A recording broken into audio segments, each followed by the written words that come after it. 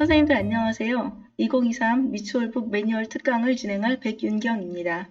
미추홀 도서관에서는 해마다 미추홀북을 선정하고 매뉴얼을 제작해서 활동을 지원하고 있는데요.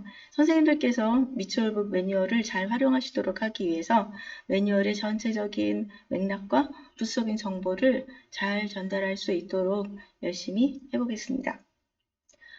2023 미추홀북으로 선정된 불편한 편의점은 제목부터가 참 재미있죠. 편의점 자체가 굉장히 편리한 곳이라는 인식을 가지고 있어야 하는데 앞에다 불편한 이렇게 붙여서 더욱 호기심을 자극했던 그런 책이었습니다. 밀리언셀러답게 남녀노소 누구나 다 쉽고 재미있고 감동적으로 읽을 수 있는 그런 책이었어요. 저희가 2년 전에 그 천개의 파랑이 미추홀북으로 선정됐었는데요. 그 천개의 파랑이 주었던 감동과 어떤 따뜻함 그런 것과는 또 다른 재미를 느낄 수 있는 그런 책이었습니다. 그래서 재미있게 다들 잘 읽으셨을 것 같고요. 그래서 일반적인 사항에 대해서는 선생님들께서 잘 진행을 하시면 될 것 같고요. 제가 매뉴얼에서 선정해 드린 내용들을 지금 더 살펴보도록 하겠습니다. 미추홀북 독스토리 매뉴얼 이렇게 예쁘게 나왔고요. 선생님들께서 담당자들께서 열심히 노력하셔서 잘 나왔습니다. 그래서 이렇게 보시면 저희 성인 분야 지금 제가 말씀드릴 거고요. 그 다음에 독서토론 매뉴얼 활용하는 방법 맨 뒷장에 나와 있으니까 필요하신 분들은 도서관에서 내려받으실 수 있습니다. 책 소개 드릴 필요가 없을 만큼 유명한 책이죠. 그리고 책 속에 아주 간략하게 잘 나와 있기 때문에 참고하시면 되겠고요. 김호원 작가 역시 많은 내용들이 알려져 있는 분은 아니시지만 그래도 많은 책들이 나와 있어서 참고하시면 되겠고 최근에 인터뷰 기사들이 많이 나와 있더라고요. 그래서 이분이 어떻게 글을 쓰기 시작했고 그 다음에 그동안에 어떤 어려움들을 겪으셨으며 지금의 이 자리에 오기까지 어떤 과정을 거치셨는지 자세히 나와 있어서 이분 인터뷰 기사를 좀 읽어보시면 많은 도움이 되실 것 같습니다. 이 책이 발간될 당시의 모습과 지금 모습을 보시면 훨씬 더 여유롭고 어떤 관록이 느껴지시는 그런 모습이 보이시지 않습니까? 근데 그런 배경에는 이분이 작가로서 어떻게 살아왔는지를 한 문장으로 알려드릴 수 있는 그 책 제목이 있더라고요. 이분 산문집의 제목인데 매일 쓰고 다시 쓰고 끝까지 씁니다. 그런 결기가 요 앞에 저희가 이렇게 그 처음 책을 봤을 때도 좀 느껴졌는데 지금 그런 모습을 저 여유로워지신 모습을 보면서 이제는 프로의 경지에 오르셨구나 이런 느낌을 받게 되죠. 저희 활동 목표는 우선 불편한 편의점의 베스트셀러 요인을 한번 분석을 해보면 어떨까 생각을 해봤습니다. 요거는 그 독자의 입장에서도 굉장히 중요하고요. 그 다음에 저희 사회를 들여다보는 어떤 요소가 될 수도 있고, 그 다음에 그 독서 토론 나오시는 분들 중에는 작가 지망생들이 꽤 많으시잖아요. 그래서 작가 지망생들한테도 좀 도움이 되지 않을까 생각해 봅니다. 불편한 편의점 속의 인물 유형을 분류하고 소통 단절의 원인을 찾아볼까 하는데요. 사티어의 인물 유형 분류를 기준으로 삼겠습니다. 자, 텍스트 속 인물이나 상황과 유사한 사례를 찾아서 관계 회복을 위한 대안을 모색해 봅니다. 저희가 시성하면서 진짜 많은 관계와 많은 소통의 문제들을 겪고 있는데요. 그래서 그 책 속의 인물들 또는 내 주변의 인물들을 한번 분석해보고 그 대안을 모색해보면 좋을 것 같습니다. 자, 팬데믹 이후 빠르게 재편되고 있는 현실의 문제에 대처하기 위해서 선행돼야 될 과제가 무엇인지 한번 탐색해 보도록 하겠습니다. 활동 개요로 첫 번째 할 활동은요, 베스트셀러 프로파일링이라고 제가 이름을 붙여봤는데요. 아까 말씀드린 대로 베스트셀러의 요인을 한번 분석해 보도록 하겠습니다. 2단계에서는 비경쟁 독서 토론 소감 나누기를 하겠습니다. 그동안 디베이트를 좀 많이 썼었는데요. 이 책 같은 경우에는 디베이트보다는 그냥 따뜻한 소감을 경험을 나누는 것이 훨씬 더 좋을 것 같아서 비경쟁 독서 토론을 넣었습니다. 3단계에서는 사티어의 5가지 의사소통 유형으로 인물 분류하기가 설명 잠깐 드렸죠. 그 다음에 4단계에서는 불편한 문제와 플라시보 버튼 찾기를 하도록 하겠습니다. 자, 5단계에서는 토픽 디스커션, 챗 GPT와 인간관계의 미래를 살펴보겠고요. 6단계에서 문장 완성 기법으로 짧게 한번 의견을 써보시겠습니다. 자, 활동 1단계인데요. 베스트셀러 프로파일링 이라고 제가 이름 붙였다고 말씀드렸는데 요즘 많은 곳에서 프로파일링이 유행을 하고 있어서 저도 한번 붙여봤습니다. 자, 베스트셀러는 다양한 요인으로誕생을 하는데요. 물론 이게 일정한 패턴을 가지고 있는 것도 아니고 시대상을 또 많이 반영하기도 하잖아요. 그렇지만 제임스 홀이라는 사람이 베스트셀러는 어떻게 만들어지는가라는 그런 책에서 13가지의 공통적인 흥행 코드를 제시합니다. 물론 우리 현실과 조금 맞지 않는 것도 있고요. 사실 인간이 그렇게 단순하진 않잖아요. 그래서 이 지표에 맞춰서 딱 분석할 수는 없지만 그래도 대략적인 지표가 될 수는 있을 것 같아요. 그리고 앞으로 우리가 생각해 볼 일도 많이 있을 수 있을 것 같아서 그 12가지 흥행 코드를 한번 살펴보고요. 13번째 가장 중요한 요소는 제임스 홀은 작가의 열정과 그 집념이라고 봤습니다. 그렇게 보고 나니까 그런 면에서 김호은 작가 정말 그 대단한 열정과 집념을 가지신 분이잖아요. 그래서 제가 아까 인터뷰 기사를 한번 읽어보시라고 그랬는데 그 읽어보시면 충분히 이해하실 수 있습니다. 그래서 김호은 작가께서 이 13번째 이 코드를 명확하게 갖고 계시기 때문에 이렇게 큰 성과를 이루셨고 또 앞으로 해외에서도 큰 성과를 지금 현재 또 이루고 계시지만 앞으로도 계속해서 더 큰 성과를 이루시지 않겠나 그런 생각을 해봤습니다. 20분의 시간 동안의 분석을 하실 텐데요. 좀 짧긴 합니다만 전체적인 시간이 분배를 하다 보니까 선생님들께서 이제 활동 내용들을 좀 시간 분배는 제가 제시한 것과 다르게 하실 수 있어요. 왜냐면 어차피 그 팀의 구성에 따라서 어떤 부분을 더 강조하시고 어떤 부분은 조금 덜 짚고 넘어가시고 이렇게 융통성 있게 운영하시면 되니까 제가 제시한 건 그냥 개략적인 시간일 뿐이고요. 선생님들께서 팀의 어떤 그 성향에 따라서 시간 조절은 하시면 되겠습니다. 제가 제시한 시간은 20분이고요. 요걸 제시할 당시 제가 매뉴얼을 작성할 당시에는 조금 연초였기 때문에 기사 내용이 조금 예전 것이었어요. 그래서 매뉴얼에 들어있는 내용보다는 지금 더 발전된 내용이 있는데 조금 이따 보여드리도록 하겠습니다. 자, 제가 매뉴얼에 드렸던 자료에는 2022년에 11월 달에 80만 부를 넘기고 이권이 20만 부를 넘겼다는 정보가 있었고요.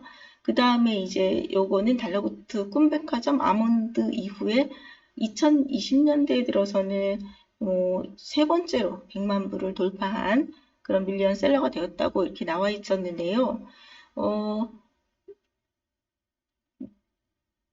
이때 당시에 이미 일본, 중국, 러시아 등 8개국의 판권이 수출됐고 그 다음에 대만에서는 9월 달에 출간 즉시 베스트셀러 번역소설 베스트셀러 1위에 올랐다고 되어 있고요. 그 다음에 연극과 드라마로 만들어지는데 이렇게 되어 있는데 이미 본 무대에 올랐고요. 그 다음에 ENA 채널에서 이게 이상한 변호사 우영우 그걸 만든 채널이라고 해요. 거기서 23년 방영을 목표로 지금 제작 중이라고 합니다. 어떤 인물을 어떤 배우가 배역을 맡게 될지 그것에 대한 관심도 굉장히 지금 큰 걸로 제가 알고 있습니다. 선생님들도 궁금하시죠? 자, 어, 그리고 요거는 이제 제가 좀 더 최근에 2월 6일 자 기사 2월 18일자 기사로 올라온 걸 제가 가지고 왔는데요. 이게 100만 부를 넘긴 거는 같고요. 그 다음에 또 발표된 내용이 뭐가 있었냐면 영업 한 건이 영미권 최대 출판 그룹인 하퍼콜린스에 판매가 됐다는 내용이 나왔습니다. 잘 아시는 콜린스 영어사전이 출간된 굉장히 큰 출판 그룹이죠. 그래서 미국에서의 성과 굉장히 기대되고 있습니다. 그 다음에 저 출판사에서는 글로벌 작가의 입지를 다지는 중요한 발판이 될 것이라고 이렇게 얘기하고 있고요. 지금 그 11개 언어권 13개국에 수출이 되었다고 합니다. 그리고 책 내용은 이제 아시고요. 자, 뮤직 드라마로 이미 개막이 돼가지고 개막 첫 주에 90% 이상의 객석 점유율을 보여주고 있었다고 합니다. 대단하죠. 자, 활동지 1번에서 베스트셀러 프로파일링을 할 거라고 제가 말씀드렸는데요. 제임스 홀의 흥행 코드 작가의 열정을 뺀 13번을 뺀 이제 나머지를 보여드리도록 하겠습니다. 1번 거부할 수 없는 매력, 캐릭터들의 매력이에요. 잘 아시다시피 불편한 편의점에서는 약간 안티 히어로가 등장을 하잖아요. 사실 저희가 알고 있는 그런 영웅들의 면모와는 조금 거리가 있는 영웅이 등장을 하죠. 자, 상당히 처음부터 뭔가 불편한 모습으로 등장을 하는 그런 캐릭터, 매력 있는 캐릭터가 등장합니다. 마지막에 어마어마한 반전을 보여주는 캐릭터가 등장을 하고요. 그 밖에 캐릭터들도 우리 주변에서 너무나 흔히 볼 수 있는데 가까이 있는 존재 같은 그런 캐릭터들이 많이 등장을 하면서 공감대를 형성하고 있습니다. 자, 두 번째는 흥행을 보증하는 주제 핫버튼에 있습니다. 자, 주제 의식이 상당히 강렬하고 흥미롭죠. 물론 비판을 하는 측에서는 자, 너무 문제 해결이 동화처럼 쉽다. 오히려 현실에서 너무나 힘든 사람들한테 상처를 줄 수도 있다라는 비판을 하시는 분들도 계신데 동화는 동화로서 아름답고 흥미로운 거잖아요. 그리고 사람을 위로해주는 그래서 모든 사람을 다 만족시킬 수는 없는데 그러나 굉장히 많은 사람들한테 관계와 소통에 관한 어떤 따뜻한 위로를 주었다면 그것으로서 충분한 역할을 하고 있지 않나 그런 생각을 해봅니다. 자, 그래서 흥행을 보증하는 주제 우리가 그동안에 뒤에서 잠깐 인간시장 보여드릴 텐데요. 한국 최초의 베스트셀러라는 인간시장하고 비슷한 주제를 가지고 있으면서도 또 굉장히 다른 요소를 가지고 있어서 흥행을 보증받는 주제, 어떤 주제인지 한번 분석해 보시면 좋겠습니다. 자, 웅장한 스케일 속 소소한 재미. 그렇게 웅장한 스케일이라고 말씀드릴 수는 없지만 굉장히 다양한 인물 군상 속에서 벌어지는 일 중에서 굉장히 사소한 이야기 디테일들이 살아있는 흥미로운 내용들이 꽤 있죠. 그런 내용들을 한번 찾아보시면 되겠습니다. 자, 잃어버린 에덴 동산, 누군가가 꿈꾸는 곳. 자, 이 책 속의 등장인물들이 꿈꾸는 그런 곳은 어디일까요? 한번 생각해 보시면 좋겠습니다. 전문가 못지않은 전문 지식과 정보. 여기 그 편의점, 김호연 작가께서 그 편의점에 아주 붙어서 관찰하고 그다음에 뿐만이 아니라 맥주에 관한 수제 맥주에 관한 정보도 전문가를 통해서 아주 꼼꼼하게 입수를 하셔가지고 책 속에 반영을 하고 계십니다. 그런 여러 가지 내용들을 한번 살펴보시면 좋겠습니다. 내밀한 곳을 들여다보는 재미, 비밀 결사. 자, 인간의 등장 인물들의 그 내밀한 곳들, 내밀한 문제들이 다양하게 나타나 있는데요. 선생님들께서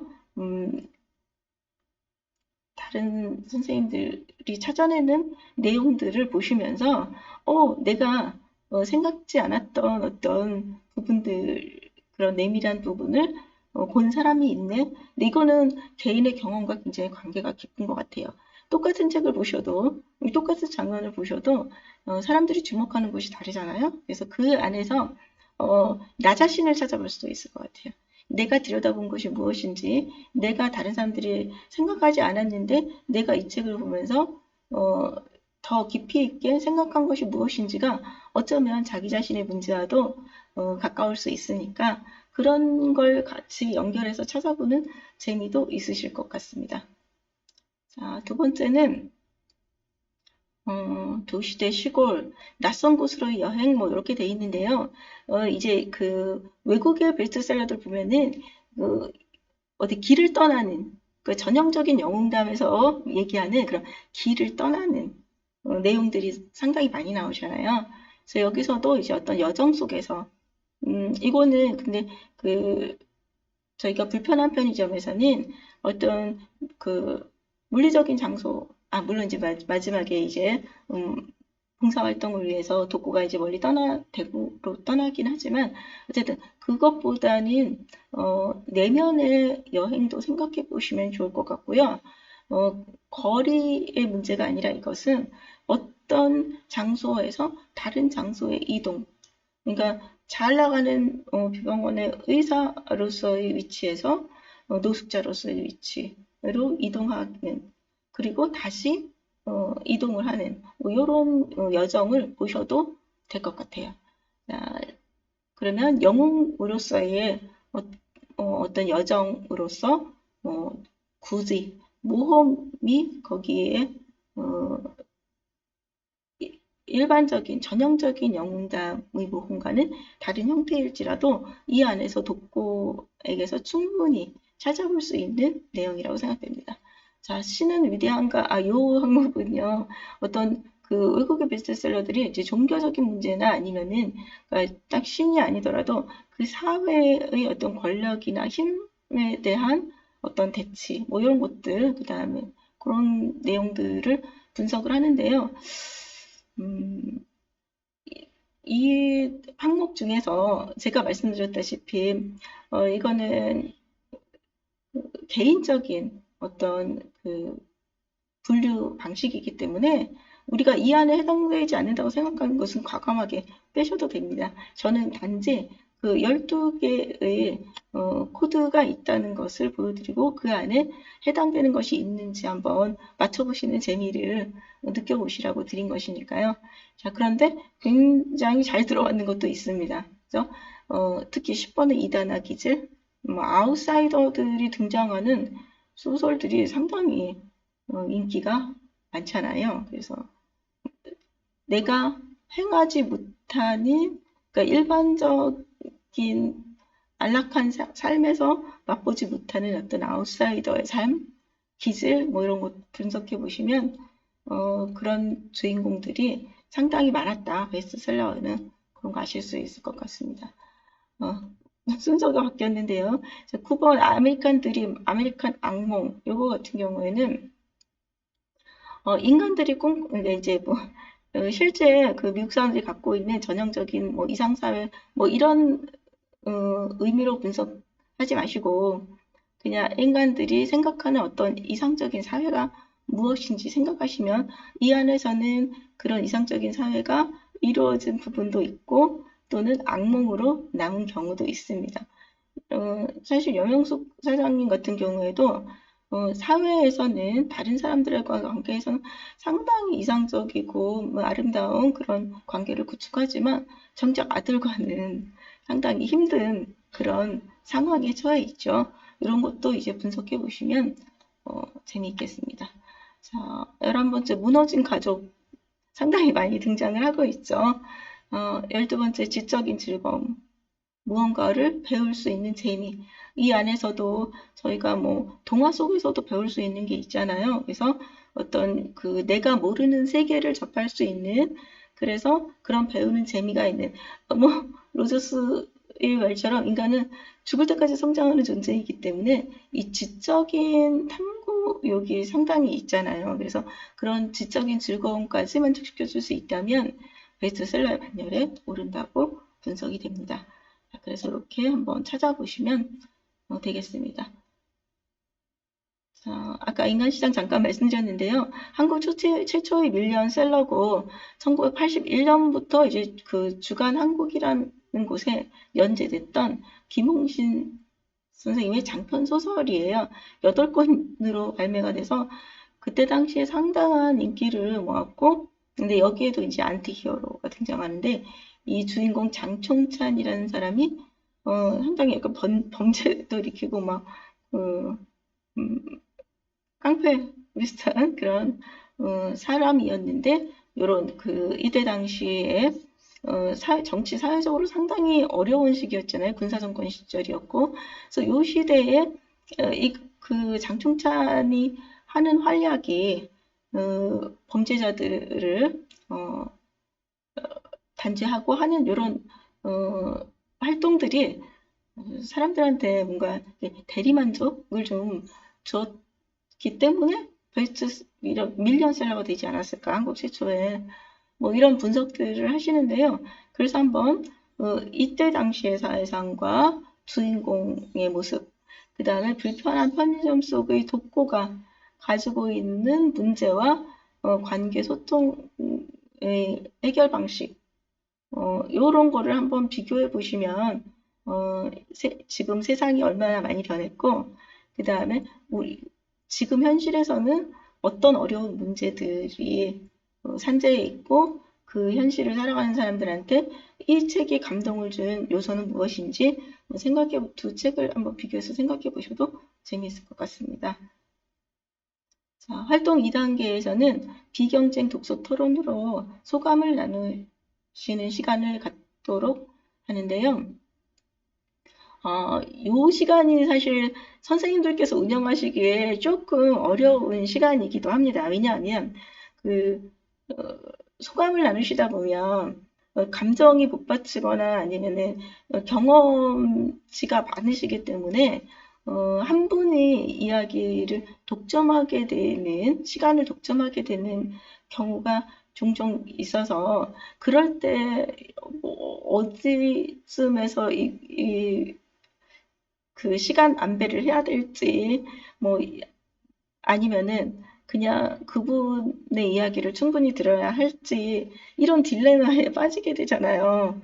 그래서 그 시간을 적절하게 운영하시는 것이 이 활동 2단계에서는 조금 관건이 될 것 같습니다. 보통 뭐 흥미롭다, 따뜻하다, 감동적이다, 누군가의 관계를 떠올렸다 같은 평을 많이 하시잖아요. 그래서 1단계 활동을 참고하셔가지고 자유롭게 소감을 이야기하고, 소감을 이야기하기가 불편하신 분들은 가장 인상 깊었던 장면이 어떤 것이었다, 이렇게 나누시면 또 그것에 대한 비슷한 감동을 같이 나눌 수 있을 것 같습니다. 활동 3단계에서는 사티어의 5가지 의사소통 유형으로 인물을 분류해 보기로 했는데요. 의사소통 유형이 사실 분류 방식이 다양한 많은 것들이 있지만, 그 중에서 가장 많이 사용되고 유명한 것이 버지니아 사티어의 방식이라서 이 방식을 한번 도입해 봤는데요. 사티어는 인간과 인간 사이의 모든 언어적, 비언어적 의사소통이 다 중요한 의사소통이라고 봤는데요. 긴장 상태에서는 이런 유형이 훨씬 잘 드러나죠. 그래서 긴장해 있거나 스트레스 상태에 있을 때는 자기의 성향을 훨씬 더 드러내서 보여주게 됩니다. 왜냐하면 이거 자체가 생존 유형이기 때문에 내가 어떤 위기에 대처하는 생존 능력이기 때문에 개인이 그 상황에서 드러나는 성향이 평상시에 잘 드러나지 않는 그런 본질적인 성향이라고 봤거든요. 물론 인간은 시시때때로 변화합니다. 그죠? 어, 내가 처한 상황에 따라서도 변하고 그날 컨디션에 따라서도 변하고 그 다음에 살아가면서 어떤 경험에 의해서 아주 많은 변화를 하기도 합니다. 그래서 어떤 유형에다가 딱 인간을 분류해서 그 집어넣기는 굉장히 어렵죠. 특히 이렇게 아까 경계에 있는 경우도 있고요. 또는 유동적이거나 복합적이거나 아니면은 인간은 아침 저녁 그때그때 다를 수도 있습니다. 저도 1분 후에 저를 알 수 없잖아요. 그래서 어, 그냥 명확하게 분류하실 수 없더라도 그런데 이제 원래 작가들이 보통 캐릭터를 설정을 할 때 분명한 설정을 미리 해놓고 늘 하는 경우가 많아서 아마 어느 정도 들어맞는 인물을 찾아서 분류하실 수 있을 것 같아요. 그래서 이 인물들을 분석하시면서 내 주변에 아직 이 시간은 좀 짧으니까 20분이니까 책 속의 인물들을 분류하시고 선생님들께서 이런 제안을 하시면 좋을 것 같아요. 오늘 이 책 속의 인물들을 분류했지만 주변에서 이제 시간 여유가 있으실 때 천천히 인물들을 분류하시고 그 다음에 어떻게 대처하고 어떻게 소통할 것인지를 생각해 보시면 일상생활에서도 좀 도움이 되시지 않을까 그런 생각을 해서 그런 권유를 좀 해보시면 좋을 것 같습니다. 자, 의사소통 유형은 자아 존중의 3대 요소를 자신, 타인, 상황으로 규정하고 그 요소를 어떻게 다루는지에 따라서 분류를 하거든요. 그런데 이제 뭐 이유 중에서 어느 거 하나라도 그 존중받지 못하면 역기능적 의사소통 유형이라고 봐요. 자, 그래서 여기에서 이제 그 세 가지 자아 존중의 3대 요소가 있는데 자신은 자기 스스로에 대한 애착, 사랑, 신뢰를 통해서 갖게 되는 가치, 자신의 유일성 이걸 인정하는 거죠.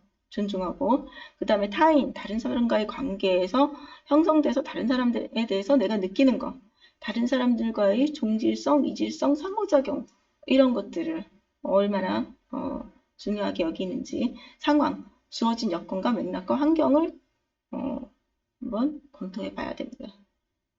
그래서 일치형이 있어요. 자신, 타인, 상황을 모두 존중해요. 굉장히 바람직한 유형이죠.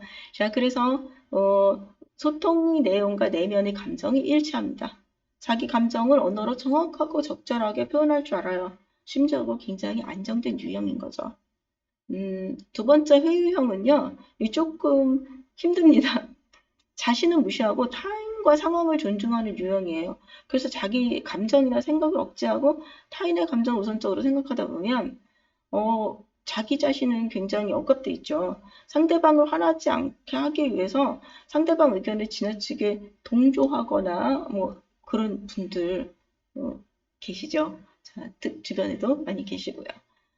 갈등 상황에서 빠르게 사과하고 상대 의견에 반대하지 않는 경향을 보이고, 이게 지금 요즘 굉장히 그 문제가 되고 있는 가스라이팅 당하기 쉬운 유형의 분들이라서, 만약에 뭐 나 좀 이런 성향이 있다 하시면 많이 돌아보시고 강한 자아를 갖도록 좀 마음을 잘 다스리시면 좋겠습니다. 굉장히 좀 여리고 착하신 유형의 분들이신 거죠. 비난형. 타인을 무시하고 자신과 상황을 존중하는 유형이에요. 책 속이 누군지 바로 떠오르시죠? 자, 자신을 강하게 보이기 위해서 상대의 결점을 발견해서 비난하고 타인의 말이나 행동을 통제하려고 해요. 외면적으로는 공격적 행동을 보이지만 사실 내면적으로는 자기는 외로운 존재라고 생각하는 거죠. 비난의 여지가 많은 유형입니다. 자, 초이성형. 자신과 타인을 무시하고요. 상황을 존중하는 의사소통 유형이에요. 이런 분들도 상당히 독특하시죠. 원리, 원칙, 규칙이 되게 중요해요.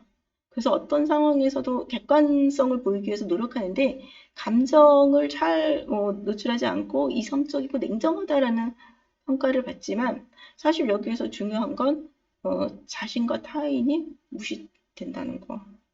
그래서 초이성형 어찌 보면 굉장히 반듯하고 뭐 원리 원칙 분명하고 뭐 이런 분처럼 보이지만 그러나 문제는 갖고 계시다는 거. 자, 산만형은요. 자신, 타인, 상황 모두 무시합니다. 말과 행동이 불일치하고요. 상황과 무관한 행동을 하고요. 안절부절 못하고 계속 몸을 움직이고 과활동증.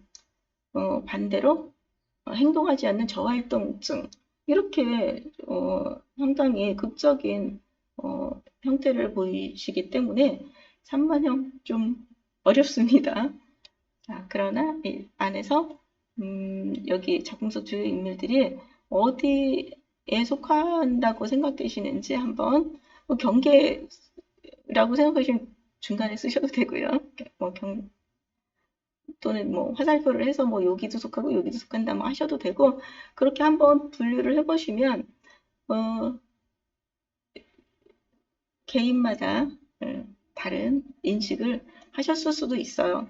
내 주변의 인물과 견적을 때 이 사람 사실 행동을 이렇게 했더라도 이런 사람일 수 있어 라고 분류되는 유형도 있을 수는 있습니다. 그래서 한번 재미로 잘 분류해 보시기 바랍니다. 활동 4단계에서는요. 불편한 문제와 플라시보 버튼 찾기라고 되어 있습니다. 이건 뭐냐면 미국 대형 사무실의 온도 조절기는요. 가짜가 상당히 많다고 합니다. 놀라운 일이죠. 온도 조절기가 가짜래요. 자, 길을 건너는 사람들이 누르도록 횡단보도에 설치된 신호등도요. 대부분 가짜랍니다. 그 버튼을 누른다고 해서 파란불이 더 빨리 들어오는 건 아니라는 거죠. 그런데 그 사람들이 이 버튼을 눌렀을 때 안정감을 느낍니다. 아, 빨리 파란불이 들어오겠지 라고 생각하면서 조금 더 불안감을 누를 수 있는 거죠. 또는 빨리 가고 싶은 욕망을 조금 누를 수 있는 거죠. 자, 이런 가짜 버튼을 플라세보 버튼이라고 합니다. 플라시보라고 했다, 플라세보라고 했다 막 하는데요. 이게 뭐 번역하는 데 따라서 사실 표준 그 번역 방식이 있는데 심리학 서나 뭐 어떤 전문 서적에서는 또 이렇게도 쓰고 이렇게도 쓰기 때문에 두 가지 같은 내용이라는 말씀 드리고 넘어가도록 하겠습니다. 자, 약효가 전혀 없는 가짜 약을 이제 먹였을 때 어떤 그 병이 호전되는 반응을 보이는 거를 플라세보 효과라고 하잖아요. 그래서 여기에서 따온 플라세보 버튼은 사람들이 내가 어떤 상황을 통제할 수 있다는 환상을 줘서 불쾌하거나 지루한 상황을 잘 견딜 수 있게 만듭니다. 독고가 마시고 있거나 또는 다른 사람들한테 건네주는 옥수수 수염차를 전형적인 플라세보 버튼이라고 볼 수 있겠죠.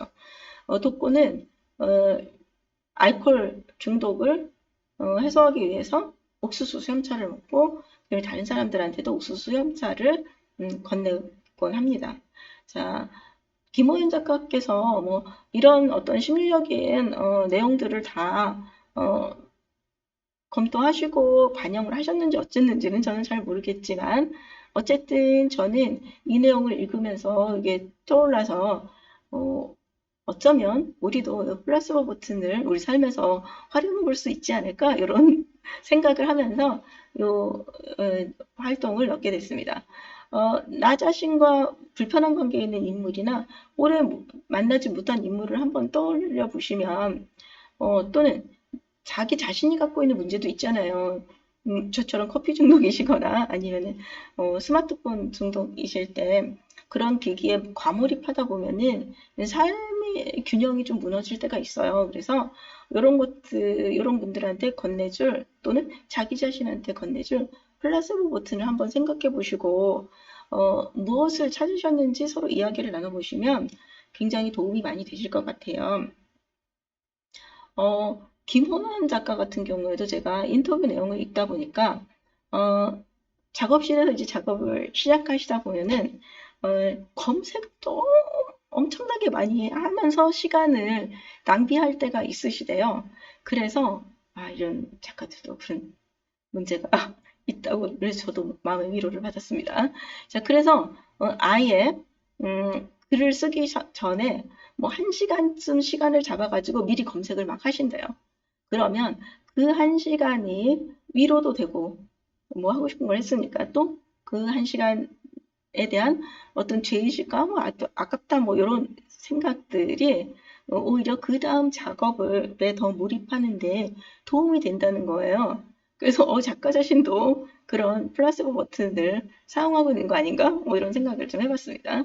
자, 그런데 저희가 왜 그 사이언스지에 보면은 예일대에서 이렇게 연구한 건데요. 사람들이 이렇게 따뜻한 손을 잡았을 때 다른 사람들한테 이렇게 관대하고 따뜻하게 대하는 경향이 나타났대요. 저는 사실 손이 굉장히 찬 사람이기 때문에 어렸을 때부터 차고왔어요. 그래서 손해를 많이 봅니다. 왜냐하면 사람들이 제 손을 잡으면 제가 굉장히 냉정하고 못된 사람이라고 느끼는 거예요.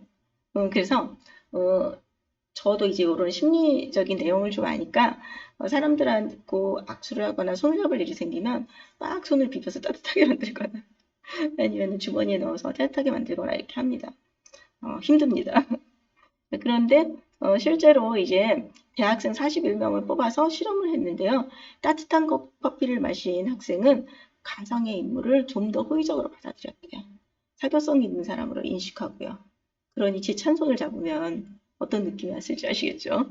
자, 그래서 우리가 이렇게 제가 이렇게 상징적으로 따뜻한 손이라고 말씀드렸는데 플라세보 버튼처럼 따뜻한 손을 준비하는 것만으로도 상대방의 마음이 따뜻해지니까 플라세보 버튼을 잘 활용하시면 다른 사람들과의 관계, 나 자신의 문제들을 좀 더 해결할 수 있지 않을까? 뭐 이런 생각을 혼자 해봤습니다. 자, 불편한 편의점 사람들처럼 뭔가 불편해져서 내가 불편해져서 다른 이들을 편하게 할 수 있는지 또는 따뜻하게 만들 수 있는지 한번 직접 실험해 보시고 서로 이야기를 나누시는 시간을 20분 가지시면 좋겠습니다. 자, 활동 5단계에서는요, 토픽 디스커션. 이 책이 이제 워낙 재미있고 따뜻한 책이기 때문에 그러나 저희는 독서 토론을 하는 시간이기 때문에 좀 어려운 문제도 하나 생각해 보도록 하겠습니다. 챗 GPT와 인간관계의 미래라는 제목인데요. SNS가 확산되면서 직접적인 소통과 인간관계가 오히려 적어지고 있잖아요. 자, 그런 반면 또 인간이 해야 하는 힘든 일들이 다 AI한테 맡겨지면서 현실 속에서 굉장히 개발 속도가 높아지고 있는데요. 그러면 우리는 미래에 그 기기를 손보거나 그 뒤에서 뭐 막강한 유해자, 그러니까 얘네들 빅데이터를 가지고 이제 어떤 대화도 하고 그 다음에 결과물을 도출해내기 때문에 그 빅데이터 속에서 있는 유해 자료들을 막 지워줘야 얘네들이 건전한 결과물을 도출할 거 아니에요. 그러니까 그 막강한 유해 자료를 지우는 노동자로 인간은 전락할 것이다. 라는 비관론도 있습니다. 자, 인간이 자신이 접하는 그 상대가 인간인지 AI인지 미래에 식별할 수 있을까요? 이런 문제도 우리가 지금 현실적으로 가지고 있는 아주 중요한 문제입니다. 의지 어디 인증할 때 보면은 로봇이 아니라는 것을 확인시키기 위해서 내가 막 숫자 이렇게 뭐 찍는 거 있잖아요. 근데 AI가 점점 발달하면은 그런 것쯤은 얼마든지 손쉽게 해낼 거잖아요. 그럼 우리가 그걸 식별할 수 있는 어떤 방식을 찾아낼 수 있을까요? 한번 생각해 보는 시간입니다. 저 똘똘한 조수 챗GPT 열풍 중의 일부를 좀 가져왔습니다. 그래서 인공지능이 상당 부분 인간 노동을 돕고 있지만 그리고 앞으로 계속 그 영역이 확대되고 심지어는 지금 어떤 그 창의적 영역, 창조의 영역까지도 AI들이 많이 하고 있잖아요. 그림도 그리고 뭐 소설도 쓰고 뭐 이러다 보니까 뭐 작곡도 하고요. 그러다 보니까 이제 뭐 콜센터 응대 같은 단순 작업 그들의 영역이 아닌 거죠. 그래서 콜로라도 주립 박람회 미술대회에서 1등을 한 작품이 굉장히 큰 화제가 됐었잖아요. 네, 여러분 아마 누구나 다 한 번쯤 보셨을 것 같은 그런 아주 유명한 그런 작품인데요. 그래서 그 인공지능의 발전이 인간한테 어떤 영향을 미칠 것인지에 대한 많은 논란이 있습니다. 특히 그 수십억 노동자들의 삶에 굉장히 큰 영향을 미칠 것이라는 우려를 하고 있죠. 자, 이 작품 너무나 잘 아시죠? 이 작품이 그 인공지능이 그려서 1위를 한 작품인데 이게 과연 앨런의 작품이라고 볼 수 있느냐? 어디까지를 창작의 영역이라고 우리가 인정을 해야 되냐? 인간이 얼만큼 개입했을 때, AI가 얼만큼 개입했을 때 이런 큰 문제 제기를 하게 된 작품입니다. 자, 그래서 뭐 챗GPT가 공저자로 이름 올린 논문 이거 우리가 인정해줘야 되냐 말아야 되냐 뭐 이런 논란 물론 이제 아직은 네이처나 사이언스에서 이거 인정하지 않겠다는 방침을 갖고 있기는 하지만 벌써 이거 뭐 어디까지 지속이 될지는 모르겠습니다. 그 다음에 왜냐면은 이게 확인하기가 참 어려운 경지까지 점점 발전하고 있으니까요. 그 다음에 예술 분야에서는 특히 더 어렵습니다. 자, 그러면은 이제 인간의 이 일자리를 대체하기보다는 일감 나누기까지 갈 것이라고 보는 굉장히 낙관적인 시각도 있고요. 그 다음에 왜냐하면 인간의 직관이나 공감 능력을 흉내낼 수는 없을 것이다. 거기까지는 이런 낙관론도 있기는 합니다. 자, 그래서 어떻게 보실지 제가 이런 표를 좀 드렸는데요. 위로 가면은 강력한 공감 능력을 가질수록 인간의 영역에 가까운 거죠. 그 다음에 약한 공감 능력을 가질수록 AI에 가까워지는 거고요. 그러면은 지식 활용을 하는데 최적화된 이런 공감 능력은 없으나 지식 활용에 최적화된 부분에서는 여기 왼쪽 밑에 부분의 직업군들 요거는 전부 AI가 대체할 수 있다. 이렇게 보는 거죠. 그 다음에 공감 능력, 약한 공감 능력이 필요하지만 그래도 전략과 창의성이 필요한 이런 뭐 칼럼니스트, 경제학자, 조사연구원 이쪽 분야는 인간이 AI를 도구로 활용하는 영역이 될 것이다. 이렇게 생각하고 있습니다. 이게 아직 인간의 영역이죠. 자, 오른쪽 위쪽에 보시면 강력한 공감 능력과 전략과 창의력이 필요한 가장 인간이 그 인간만의 영역이라고 주장할 수 있는 부분인데요. 직관 필요하고 창조적 업무를 하고 인간이 하고 그 다음에 AI는 지원 정도의 역할을 맡지 않겠냐 뭐 이렇게 전망하고 있습니다. 호텔 컨시어지, 사회봉사원, 마케터, 전략투자가 상황에 따라서 대처해야 되는 이런 직관과 창조적 업무는 그래도 인간의 영역일 것이다. 이렇게 보는 거죠. 그 다음에 이제 왼쪽 반복적인 지적 노동을 수행하고 인간은 최종 의사결정과 소통 업무를 맡을 것이라고 느끼는 것은 강력한 공감 능력은 필요하지만 지식 활용을 해야 되는 분야, 지식 활용이 최적화되어 있는 분야들도 반복적인 지적 노동은 AI가 뭐 자료 찾아주고 뭐 이런 것들은 정보 제공하고 이런 것들은 AI가 그다음에 최종 의사결정, 소통 등은 인간이 할 것이다. 교사, 의사, 뭐 전문 고객 상담, 사서, 관광 안내원, 강사, 뭐 이런 직업들은 간병인 이런 직업들은요. 강력한 공감 능력이 필요한데 지적인 부분들은 AI가 지원해주면 좋죠. 나머지 부분들은 인간적인 직관을 가지고 대했을 때 인간이 더 유리한 분야로 분류가 되어 있습니다. 자, 그래서 이렇게 이제 그 한눈에 이렇게 표를 보시면 앞으로 우리가 인간이 그 가질 수 있는 직업의 영역군이 대충 한눈에 보이시죠? 자, 그렇게 해서 이렇게 노동의 미래를 전망해 보시고, 우리가 자, 어떤 인간관계가 미래 형성, 챗GPT와 인간관계는 미래에 어떻게 형성되어 갈 것인지를 한번 25분 동안 대화를 나눠보시면 좋겠는데요. 근데 이제 이런 토픽을 가지고 대화를 나누시는데 시간이 부족하실 수 있어요. 그래서 여기는 그 밑에 제시된 내용들을 미리 읽어보시고 오셔야 시간을 맞추실 수 있을 것 같아요. 그래서 미리 그 독서 토론 하시기 전에 이 부분은 그 뮤추얼북 매뉴얼에 다 들어 있으니까 이 부분은 미리 좀 읽고 오시면 좋겠습니다. 이렇게 공지를 해주시면 좋을 것 같고요. 아니면 중간에 쉬는 시간에 이 부분을 미리 읽어주세요 하시면 시간 안에 마치실 수 있을 것 같습니다. 자, 이제 마지막 단계, 문장 완성 기법으로 의견 쓰기입니다. 저희가 이제 뭐 문장 완성하기 기법은 선생님들 많이 사용하실 텐데요.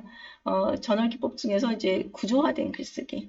처음 글을 쓰시기 되게 힘들어 하시거나 아니면은 어떤 특정한 내용에 대해서 생각해 보지 않으셨을 경우에 이렇게 직관적인 답을 쓰실 수 있는 빈칸을 채워넣을 수 있는 기법이 가장 빨리 생각을 도출해낼 수 있는 그 다음에 내 무의식 중에 들어있는 생각을 더 드러낼 수 있는 그런 기법이라서 많이 사용들 하실 텐데요. 이런 세 가지 문항을 드렸습니다.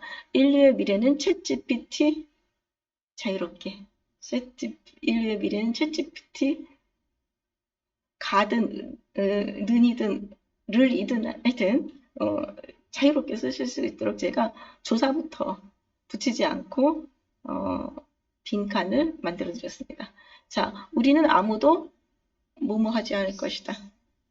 우리 미래는 우리 현재는 뭐 어떤 내용을 쓰셔도 좋습니다. 그 다음에 마지막 항목은 근데 이제 우리는 언제나 미래를 생각하고 살아야 하니까 우리는 무엇을 준비할 것이다. 미래는 뭐 추상적인 개념이고 영원히 오지 않는 것이다 라고 얘기할 수도 있지만 그러나 미래를 생각하면서 사는 삶과 그렇지 않은 삶은 너무나 거리가 멀잖아요. 그러니까 자, 우리는 무엇을 준비할 것이다. 자, 이런 문장을 마지막에 넣어드렸습니다. 이렇게 해서 이제 활동 6단계까지 모든 내용이 끝났고요. 이렇게 함께 읽으면 좋은 책 제가 여기다 올려드렸는데요. 이거 같이 읽어보시면 좋겠고요. 독서토론 매뉴얼은 도서관 사이트에 있으니까 거기에서 출력받으셔서 쓰실 수 있고 참고하시면 되겠습니다. 우리 선생님들 좋은 시간 나누실 수 있는 그런 도움이 되셨으면 정말 좋겠고요. 마지막으로 제가 스탠리 밀그램의 6단계 이론으로 이 이야기를 마무리하고자 합니다. 스탠리 밀그램이 연쇄 편지 실험을 하죠. 그래서 지구상에 있는 모든 사람들이 6단계만 거치면 연결될 수 있다. 이런 실험을 실제로 해서 성공을 합니다. 그런데 그 실험을 해보니까 지금은 이제 사실 그 SNS가 발달해서 4단계면 연결이 다 된대요. 또 우리나라의 그 과천에서 중학생들이 뭐 3단계까지 실험에서 성공하는 경우도 있었는데요. 그거는 이제 다양한 환경에 따라서 달라질 수 있고, 누구에서부터 출발하느냐에 따라 달라질 수 있기 때문에, 어쨌든 가장 기본적인 밀그램 6단계 이론에서 우리가 알 수 있는 아주 인상적인 내용이 있습니다. 왜냐하면 이렇게 이제 그 넓은 미국 땅에서도 6단계만 걸치면 내가 전혀 모르는 사람한테 편지를 전달할 수 있었는데요. 거기에서 가장 결정적인 역할을 하는 사람이 커넥터가 나옵니다. 뭐냐면 마지막 단계에는 결국 세 사람이 그 전달하고자 하는 사람한테 편지를 전달했더라는 것이죠. 자, 그런데 그 세 사람이 어떤 사람이었냐면 굉장히 대인관계가 넓고 좋은 사람들이었다는 거죠. 그래서 우리 사회에서 그런 넓고 원만한 대인관계를 가진 사람들이 하는 역할이 얼마나 중요한지를 보여주는 그런 의미도 있었습니다. 지구가 넓고 넓지만 결국 6단계만 걸치면 누구하고나 연결될 수 있다는 이런 음, 어떤 인간관계의 밀착성도 보여줬지만 이런 커넥터들의 역할이 얼마나 중요한지도 보여주는 그런 실험이었습니다. 그래서 우리가 이 불편한 편의점에 나오는 다양한 캐릭터들 중에서 이런 커넥터의 역할을 하는 사람들이 이 책 전체에서 또는 인간관계에서 어떤 역할을 하는지를 한번 살펴보면 관계와 소통이 중요한 요소들이 무엇인지도 확인할 수 있을 것 같습니다. 선생님들 긴 시간 수고 많이 하셨고요. 그동안에 저희 성인 분야가 생기자마자 팬데믹이 와서 아쉬운 부분이 참 많았는데 올해는 정말 좋은 성과 있으시길 바랍니다. 선생님들 자료 잘 활용하셔서 좋은 시간 나누시기 바랍니다. 감사합니다.